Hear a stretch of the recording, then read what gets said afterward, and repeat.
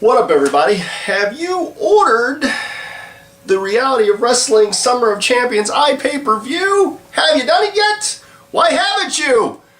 It's jam-packed with action. Now, if you go to realitywrestling.com, go to the shop section, you can order the iPay-per-view for only $4.99. What a bargain! And I think you'll actually get the rental for a couple of days. So I believe it'll be available through the month of August, but realitywrestling.com will have more details. Speaking of Reality Wrestling, their next TV taping will take place at the Clear Lake Recreation Center Saturday, August 9th. They'll be coming off, it'll be the aftershock of the iPay-per-view, so I'm sure it'll be a jam-packed show. And after I watch the iPay-per-view, the actual video of it, I may give a review of it in the next video. I do plan on watching it here in the very near future. Also, August 16th, the Roast of Steve DeMarco, yours truly, taking place in Arlington, Texas. I don't have all the details, but I have shared the event on Facebook and have invited some people. But if you didn't get an invite and would like to go, or just want the invite, just send me a message and I'll be sure to include you in the invite. Should be loads of fun. I'm very much looking forward to it. We've already filmed some teasers and such, and I've gotten the speakers kind of riled up, so I'm very much looking forward to it. Now, back to Reality Wrestling. My guest this week is none other than the very first Reality Wrestling Internet Champion, as well as the very first Reality Wrestling Television Champion, a prominent member of Team International, and not only having made a recent appearance at the iPay-per-view, he also made a recent appearance on Raw. Actually, this past Monday, he was one of the Rosebuds. We get into a whole slew of topics, including where the Sergei Volkov character came about. We talk about his beginnings. We also talk about representing Reality Wrestling as well as Booker T at the Northeastern Wrestling Show, which will take place this Saturday, August 2nd. Wishing him a lot of luck. We talk about trying out for WWE. People at Reality Wrestling know him as Sergei Volkov. I know him as Rex Andrews. So yeah, a lot of fun, really good conversation. Coming up next week, I've already filmed this.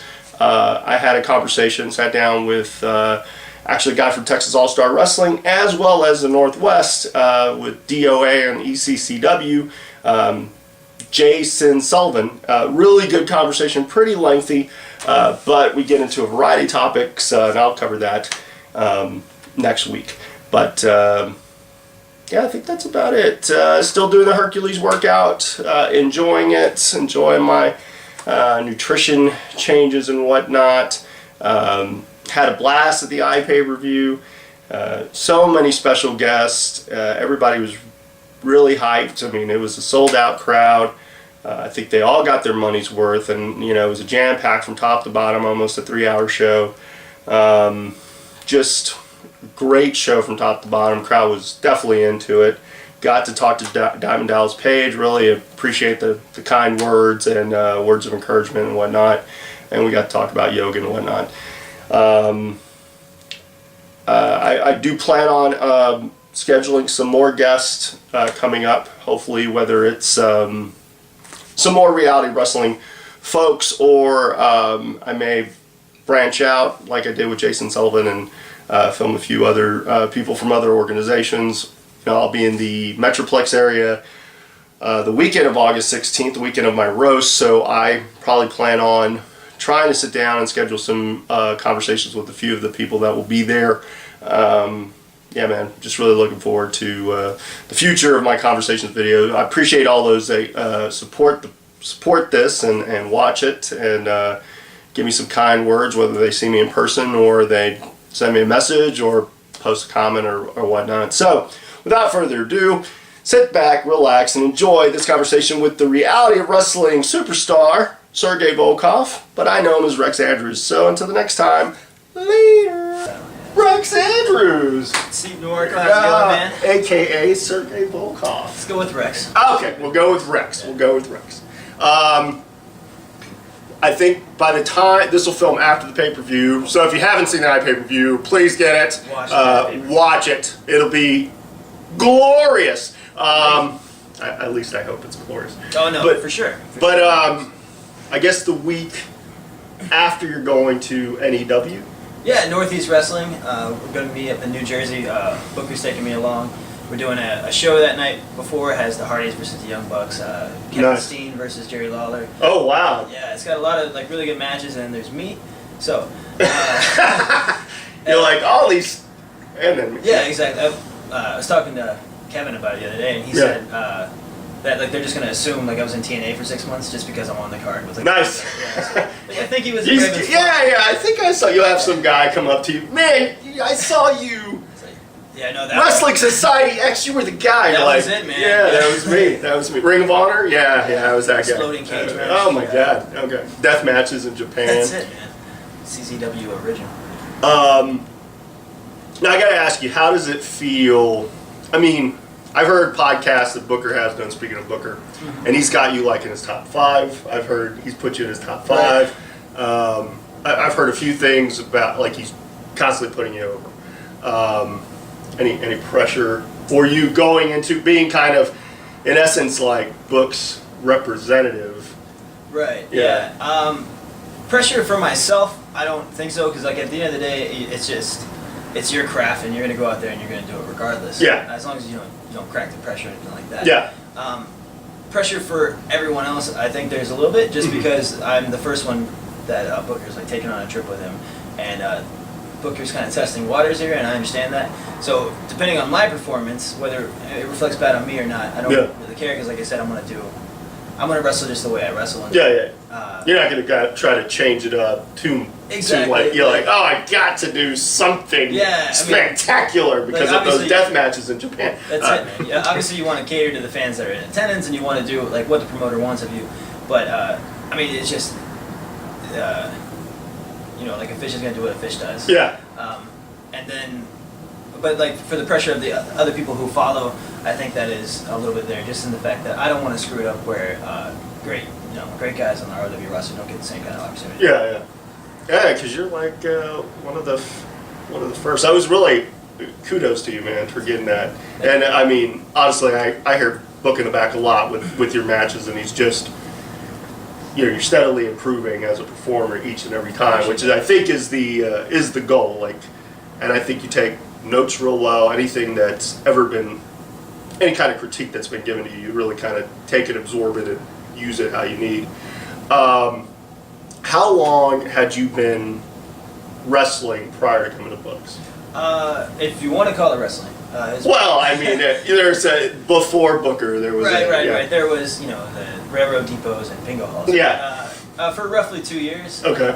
And I don't think I learned anything but bad habits before I got to Booker's. Really? Yeah. And just being around like great guys like Brian Davidson, Adrian Sensation, and Gustavo Mendoza, like really picked up a lot as soon as I got here. Okay.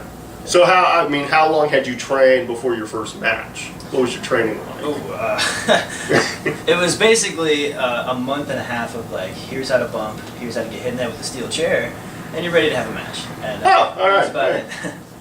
Yeah, the true basics of getting hit with a chair. That's it. You gotta have that, and you gotta have your elimination from a battle royal. Oh, okay, yeah. Can you take a back bump? Great. Yeah. Can you take this chair shot? Great. Can we throw you without you dying? Sweet. That's all we need. So obviously, when you came to Books, it was kind of a wake-up call. Everyone. It's a wake-up call for everyone. For a lot of us, it is either you're in the dark ages and someone's provided light, or for me, it was I was in black and white, and it was like the Wizard of Oz, where it became color for the first time. Right. And it just opened a switch, and I went, "Oh crap! I've been doing it poorly." Not poorly. I was very entertaining, but at the same time, it was like I've never been. I definitely wanted to come to Books to get criticized. Was it to openly. the extent that it was? I just wasn't expecting. Why would you do that? It works somewhere else. Yeah, there's those are like very good comparisons, like the Dark Ages to light. Because what's interesting is people who don't have that environment, who've never been there, Yeah. think that they're doing it well. Yeah. Like, you can go to any I mean, I don't want to badmouth anybody, but if you go to any bad show, everybody there thinks that they're doing it the right way, and they think that they know what they're doing. Yeah. Until you have someone bring you to light, like, oh, and then that first light switch goes on, and there's like 1,000 more that you have to switch to, like, before you start understanding things. Yeah. You know? It's very, it's a whole different game, like you said, when you go to bookers. Yeah, yeah, man, I just would know when we would do film study, and I've talked about it before, where you just want to get through it. You want to get through the match. You don't want to. You want him to be, and he was real complimentary. You're like, thank God. Or if he just in approval, not in approval. But then there's that something, and he just freeze it. Oh my God, the freeze it. It's the worst. So what prompted you? What prompted you? Because what were you wrestling as before you came to books? I was using my own name, Rex Andrews. Mm-hmm. I was, I mean, I was probably the worst. If you just imagine the worst wrestler you've ever seen, that's what I was. I had a starter Under Armour. I had baggy pleather pants. Oh, nice, and nice. costume boots, and it was like 150-pound, 17-year-old kid wrestling. Okay. And then I looked around at everybody, and there's like 35-year-old guys, like hugely overweight, and everyone's like, "Oh, I'm just waiting on my opportunity." What opportunity? There's nothing. He's gonna come. Vince is going to be at the next There's no show. one coming your way, and like me being 18 at the time, I realized like if I ever want to do it seriously, then I need to like learn how to do it seriously and get in front of the right people. And when you're looking for a school, who better to go to than someone who's actively with the company? Yeah, You know what I mean, and who's Booker T, a 5-time champion at the time, I think, maybe 6-time. 6-time. Yeah, I guess at the time he was 6-time. Yeah. So what prompted the name change to Sergei Volkov? Was that something you came up with? Was that you came into the show one day and they were like, this is who you are now? That was it. Yeah. Oh, okay. I was 100% Booker. Like I walk into training and we're doing our stuff, and Booker walks in and goes, "What's up, man? We're gonna change your name." "Oh yeah?" He's like, "Yeah, Rex Andrews isn't tough enough." I thought Rex was kind of a tough name. Rex. I thought it was decent at least. Yeah. He's like, nah, no one gets their ass kicked by a guy named Rex. Okay. All right. And he's like, all right, so think of a name, think of like whatever you want to be, and I'll come back in 5 minutes. All right, cool. So he goes in, he starts working out. He comes back like 30 seconds later and says, "You're Russian." All right. He leaves. He comes back 30 seconds later. "Your last name's Volkov." All right. Oh, no, I got half of it. 30 seconds later, "You're Sergei Volkov from Russia." All right, good talk. All right. Well. Yeah. Okay. No. Yeah, go from being myself to being Sergei Volkov, the Russian. So. And was there any other discussion, like how he wanted you to be, or was because immediately my first thing is I'm not Russian and I can't speak Russian. I don't look, sound Russian. Yeah. I can't sound Russian. And he's like, "Well, no, it's cool. You can still be you. You just you're embracing your Russian heritage and you're embracing your family. So I don't have to have the accent and all that stuff. It sounds great on paper, but then you do a character on TV where you're a Russian, not from Russia, but you don't explain that in the show, and everyone's just like, why don't you sound Russian? And you're Russian. So dealing with that it's no big deal, but that's I think the biggest issue with it is that I can't really be Russian. Yeah. But that's what the people expect. So. Yeah. You wrestled at PWA prior to the change? Yeah, I was there for I think roughly a year before, but I had to leave for a period of time and then come back, so I think I only spent maybe 3 or 4 matches at PWA. And were you with Team International at PWA? No. No? Yeah, that was primarily... Once the brand switch. Yeah, once the brand switch happened, Gustavo Mendoza started Team Cuba with Megiddo. Yeah. And then Megiddo left, and I came in, and that was like the debut of like Volkov gimmick, because we had a better way to do it. Yeah. And we started Team International, and then Aiden Cristiano and X jumped on. Okay. How was it initially? I mean, you had Rubio, you had Reyna, X, like all the X, Aiden, you. Once the team was complete. Yeah, once the team. How was that? I mean, because at the same time, y'all won everything. Right. Yeah. So I mean, it was because you were like the first. You'd won the TV title, and I Right. think then X and Aiden won the tag, and then Gustavo was the Yeah. obviously the right choice to be the big. Right, of course, yeah. Yeah. You don't build it backwards. No, it was it was really interesting because I think a lot of us were. I think everyone except for Gustavo was trying to figure out what exactly that role was. You know, Yeah. like and we were all trying to. Well, maybe we do it this way, maybe we do it that way, and there's this. It's interesting to watch like how we've all progressed. Yeah. You know, like myself, I didn't become comfortable in the character until maybe 6-7 months in. Okay. And then just watching how Oz's intensity, or Aiden Cristiano's intensity, has completely changed since he's been doing the character and things. It's been interesting to watch the team evolve. But I think we started in a good place, and we're now in a better place. Yeah, yeah. What are some of your influences as far as when you're in the ring, as far as like when you put a match together? Because I watched that match with you and Q, and y'all were doing some stuff that really wasn't seen. Some of the counters and some of the leg locks that y'all did, Right. where y'all bridged up. Like I don't think I had seen that in a while. So where did you pick that stuff up from? I've always had like an international influence. Like one of my favorite wrestlers has always been Johnny Saint. Okay. It's kind of a weird thing for a kid to like, I guess. But I mean, now it's kind of commonplace. But Yeah. Japanese wrestling and things like that. So I always try to pick things up from different areas. Like, you never want to isolate that. Like, just a purely catch as catch can wrestler wouldn't work today. Yeah. I don't think like pure lucha doesn't work very often. It Yeah. takes certain people to do it the right way. So you have to like take these blended things, and I always just try to pick things from maybe overlooked things or things that people write off as, oh, well, that doesn't work today. Mm-hmm. Well, how can we make it work today? How do we make this make sense? Mm-hmm. I always want to try to provide something a little bit different, and I just never want to be that cookie cutter wrestler. Yeah. So I just look at things and try to see how I can go about them a little differently. Okay. Okay. Have you done much WWE stuff, like backstage? I've done extra work one time, and just did the whole having a 3-minute match and promo and things like that. And I'm heading back in a week from now, so I guess. Yeah, right after the pay-per-view. Right. You watch outside of the international stuff. Do you watch the product like WWE, TNA, Ring of Honor? You watch all of that, or? I do my best. I try to at least watch a little bit of wrestling every day. Mm-hmm. I always watch Raw because you have to watch Raw. Yeah, You have to know what's going on. Yeah. And then NXT is really fun to watch. I watch ROH, try to. Mm-hmm. Not really my favorite. It's not entertaining to me, but what's important I think is that in order to be a better wrestler, you have to understand all different sides of the game. Yeah. You can't just watch things that you find entertaining. You have to understand why people find other things entertaining. Yeah. So I like, I watch everything from Dragon Gate, Chikara, TNA, things like that. So. Oh, okay. Okay. I'm trying to think if there's anything really else. What do you do outside of? You train, right? You do personal training. Yeah, I do personal training on the side. That's a fun thing for me to do. I mean, obviously I don't have the ideal body for a wrestler, but I've taken myself through a transformation, going from like a 160-pound kid to 205 pounds or whatever I am right now, and it's been a struggle for me, and I know it's hard to do that without like proper information and stuff. So if I can help people out, then it's my favorite thing to do outside of wrestling. Oh, okay, cool. When the exclusivity thing came out.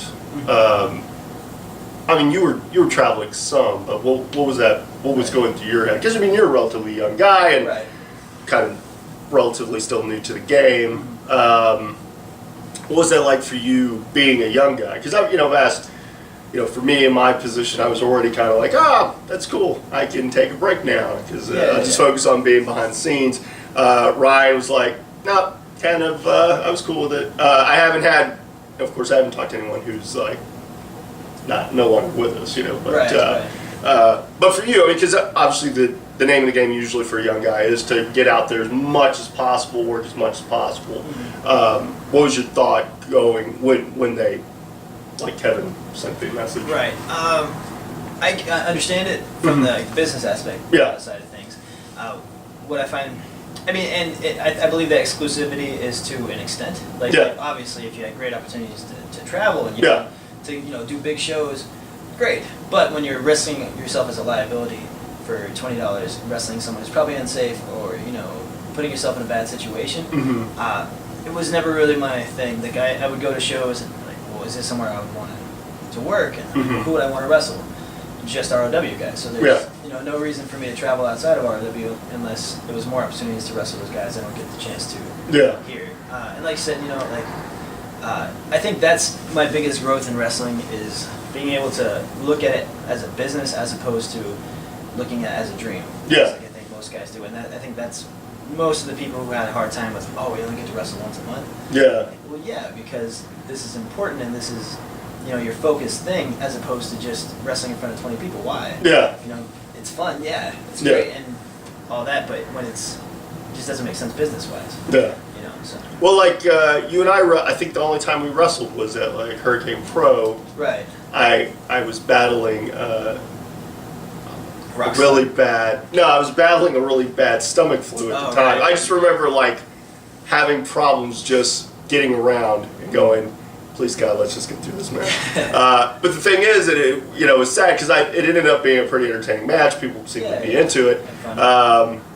And it never sees the light of day. Like, I talked to Robbie and a few others, like the biggest thing on the indies now that I see is like really the lack of exposure for companies. Like, not a lot of companies are putting out YouTube stuff. Pictures, Or, like, if they put out messages on Facebook, that's one thing, but it's like no video content. So it's like, man, what's my incentive? Like, I started to... maybe a couple of years back, I started to like question incentive. Like even if you were a top guy at a certain promotion, you're making good money, decent money, but still in comparison to, well, what really is the payoff? Like, why am I doing it? Like I think I was at that point too. Like, why am I going out there? But there's really no like you can never see that match again. Right. I can't really post it on anywhere because there's no, or it's just one shot. Like exactly, like if you do get to see it, it's just this awful. Yeah, it's the hard cam, and you're like, well, you can't go outside because they can't see you. You can't really play to that camera because it's emotion. There's no. There's no reason for anyone to ever want to watch that. Okay, so outside of training and wrestling, what are some of your likes? I mean, I'm a big movie guy, and really, I'm just into like anything kind of creative. And I really like wrestling because it's my creative outlet. But music, movies, anything really in that creative field. If I can just watch wrestling movies all day, I'm good with that. And then a little bit of exercise in there is fun too. So cool. You were talking about like thinking outside the box when it comes to, but in WWE, it's very. They have their formula. Right, of course. The good thing about books is, in comparison to like other indies, is you are getting kind of that schooling structure. As far as the structure of. I don't know where I was going with that. Right, I see what you're saying though. Like they have that structure of like, okay, so this match needs to give you this business. It needs to accomplish this. Yeah. And then if you can go, okay, well, all right, so this is the path we need to go on, but can I like make my detours? You know what I mean? And get where you need to go while still following their formula. I think that's a good aspect you get from books that you don't get a lot out of the books. Yeah. And you see people succeed or fail with that. Like people go out there and they do their cookie cutter, and it's just they're just not into it. They're going through the motions. They're not feeling it, or they're upset because they didn't get their moves in, which doesn't ever make sense to me. But I gotta get my stuff in. You got to, man. I got to. Super kick. It's beautiful. You have to It's the only thing I've got. You do a super kick. It's No. Hey. I do it well, and it's the only thing I ask. I have to. If I'm winning, if I'm losing, we don't even need to pull it out. Why? No. That's it. So how you got two? You have actually two Facebooks. I do have two Facebooks. Yeah. What was the thought process behind getting the two? Was it just to getting a point of, well, I just need to have Sergei Volkov have his own? For a while I was like, it's fine. I'm not Sergei Volkov, and Rex Sanders is fine, and people can do whatever. But then some fans posted some video, and they took some of my personal pictures and used them in this video, kind of as like a shot at me. Oh wow. Yeah. So I was like, I just don't like people being that connected to my personal life who Yeah. aren't involved in it. You know what I mean? Yeah.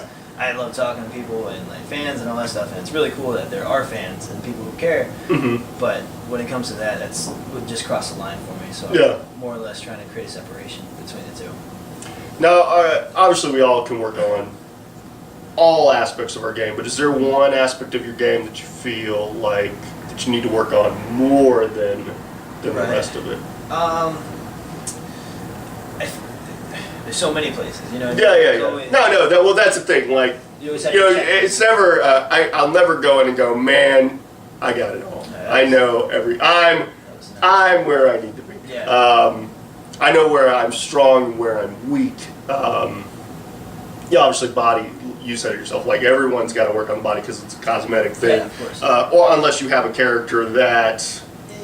Yeah. Well, I mean, if you're Bray Wyatt, Yeah. You don't necessarily need to be a. But then you don't need to be like gunning for that, though. Yeah. No, that shouldn't be your excuse. Well, Bray Wyatt Yeah, can exactly. can Yeah. eat whatever he wants, apparently. Yeah, so you don't want to fit into that guy. No. Much like the guys who would like, well, John Cena gets to wear Yeah, jorts. jorts or camo shorts and tennis shoes. Why can't I? I'd be like, Yeah. well, but you're not John Cena. And if you do But that, then they're we're just just- going to see. Yeah, Yeah. they're just going to think you're. Yeah, and if you're just gonna be a fan or Yeah. whatever it is, and why would like business? People don't think about it as business. How can I become a commodity? I'll be their other John Cena. Like that doesn't make any sense. Yeah, you got to kind of stand out, and you have, every roster, like potential roster you want to be a part of, you have to go, okay, well, do they have a guy like me in Well, yeah. that? That's what I would always do. Like, yeah, they don't have that. Yeah, Just exactly. yet. Or like you just kind of like, well, there's your high flyers, there's your this, there's your that. What don't they have? They don't have someone who goes about things this way. Yeah. And I really feel it's important to be a chameleon Mhm. in your style, because so many people are like, well, I'm a brawler. Yeah. Then you're no good to like a lot of people. If you can like kind of take whoever you're wrestling with and just find that happy medium of what you are, I think that's really important to fit in. I don't know where that came from. Yeah. So, but back to what you think you could work on. Anything? Sorry. I feel like the biggest part is probably in promo work and just speaking and things like that. I feel like the last year I've grown a lot more comfortable with it. Yeah. But if I was to nail down one thing, you just can't be too good at that. Yeah. No. Yeah. There are some guys who've made a career out of being just phenomenal talkers. Exactly. To where that's all people really, Right. So and then if they can do other stuff, it's like, oh my God, wow, this guy can. Yeah, exactly. Like, oh, you have a nice personality. It's great. Oh, you can wrestle too? Fantastic. Oh my God.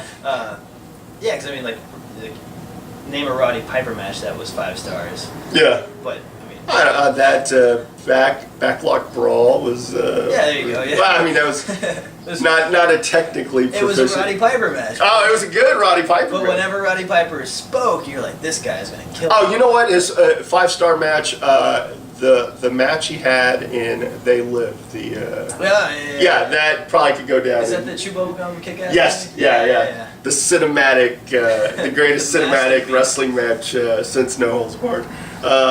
Watched Rocky 3 the other day, man. Oh. Thunder Lips kills it. Oh my God. So people mainly, if they want to get a hold of you, look at the Sergei Volkov. Yeah, I'm on Twitter, at Volkov at War. Okay. Yeah, and then Sergei Volkov on Facebook. Nice. Yeah, and then Don't everything else. Is yeah. Don't talk to Rex Andrews. Yeah, he You won't. don't want to talk to him. No, he's. Well, cool, man. I think. Yeah, this is fun, man. All right, man. And I wish you good luck with the tryout, and then also with NEW. And By the way, how have you been enjoying working backstage with ROW, man? honestly, I've been in Kevin's spot, not to that degree, but I like my spot because it's I'm the least stressed of the bunch. Like I look at Justin and Kevin, I go, and I told them before we started TV, like, guys, just get your breath, and like even the first show, like, just enjoy it. Like I'm always going up to them going, just enjoy it, because I know how rough it can be. Like when I've ran shows, I'm the most stressed out person. So I enjoy it. I enjoy it when guys come up to me and ask me for stuff, and then if I give them some little tidbit and it happens to make it onto the show, and then to see Book's always the barometer. Like if he really likes it, or if I hear comments from people, like post comments about certain videos or something like that, I kind of like just the creative process. So does it, in that aspect, does it like vicariously make you feel like you're in the ring still, or like? No, I don't think anything can replace being in front of the crowd. Right. But at the same time, it's less taxing on my body. Of course. Yeah. I'm at that point where it's like I enjoy the performance. I think the other aspects, which I try to tell a lot of guys, I mean, ROW doesn't really encounter a lot of the biggest thing is I'm always concerned about people putting too much stress on themselves. I know it's a big deal, like the pay-per-view is a big deal. It's a big deal for everybody. It's a make or break from a business standpoint, like what we can do. But at the same time, I don't want guys to make the mistake I made. Like I'd have title runs and just not enjoy them because I'd be just so wrapped up in what's next. Like I wouldn't even take that moment to enjoy it. Like I remember winning the PCW title and just feeling like I should have basked in that, and I was just already upset. I was already like, what's next? Yeah. Like what's the next show? And I should have been like, oh thank God, like taking that moment, and I didn't take that moment. So I always try to tell guys, man, just enjoy it. I think that comes with just maturity in the business though. Yeah. Because that's again the aspect of you just going to apply your craft, because you can worry about it, but at the end of the day, you're still going to wrestle the way you're going to wrestle before you worry about it or after you worry about it. Right? So, like, you could have just. I'm sure now, if you had the same opportunity and things, you could just probably sit back and enjoy it. Yeah, when I was the most recent title runs, I really tried to just, and then I'd still find myself, because I was a champ at a couple of different companies, that I couldn't. It stopped being fun. I don't know if that's like towards the end of the Hurricane run, it just was like I was ready. I was ready. TASW, while I may have wanted to achieve a certain day day number. It's fun to have those accomplishments. Yeah, there's and like HPW, I can go, oh well, I was the longest reigning guy there, and that's cool. And All Star was like, oh man, I was like the second longest run, and I was in the midst of it. But in the midst of it, I was already like ready. Well, I talked to Kevin. We're watching Royal Rumble, and this is what kind of spurred me taking a step back and going, I don't want to, if you don't have anything for me, don't worry about having something for me. Let me kind of. So it wasn't a conscious decision of like, I'm just going to stop now. No, it was more. I think in January 2013, we were watching the Rumble, and me and Kevin were talking, and I was like, man, and it was one of those particularly bad physical days. Like getting up was a little more arduous, and I was just like, okay, well maybe I need to take a little bit of, because it was like, just take a break. And I thought, okay, well I'll take a break. And at that point he's like, well, let's just have you do backstage stuff. Cool. But I was still wrestling, so it wasn't until like April of this year.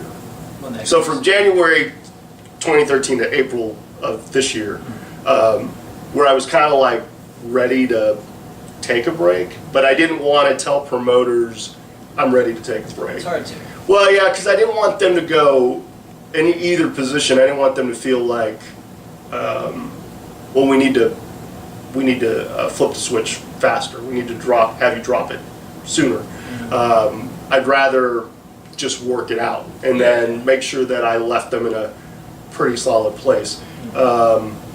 Yeah, it's definitely not the same. Like I did a reunion show not too long ago. That was just fun because it was an appearance. It was supposed to be a match. It ended up being just a segment, and I was fine with it. And I've told Kevin, like, hey, if you want me full time or wrestling more often, or wrestling again, just give me a notice. Give me notice. Like, don't. Well, we need you for August. I'll be like, could it be October? Could you give me some time? Because I'm in the midst of training, like, me and my girl, and but it's a process. And yeah.